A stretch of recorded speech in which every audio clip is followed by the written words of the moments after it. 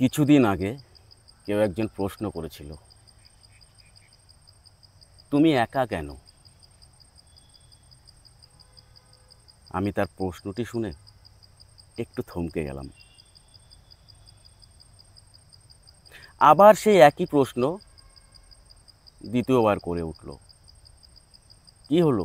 তোমায় যে জিজ্ঞেস করলাম তুমি একা কেন, আমি প্রশ্নের উত্তর চাই।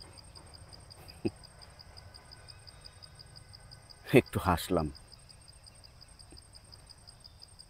কিছুক্ষণের জন্য স্তব্ধ হয়ে গেলাম।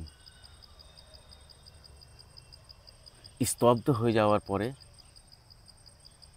উত্তরে তাকে আমি বললাম, ভাবের সাথে ভাব মিললে অভাব যায় রসাতলে, অমৃত ফল সেই কল্পবৃক্ষেই ফলে।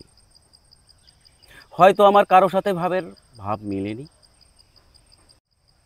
তবে আমি বিশ্বাসী কেউ একজন অবশ্যই আছে যার ভাবের সাথে আমার ভাবের মিলন অবশ্যই হবে।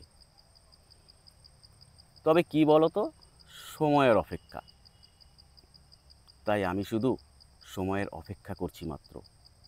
সময় সম্পূর্ণ হতেই তুমি দেখবে আমি আমার মতন ভাবের কাউকে পেয়ে গেছি।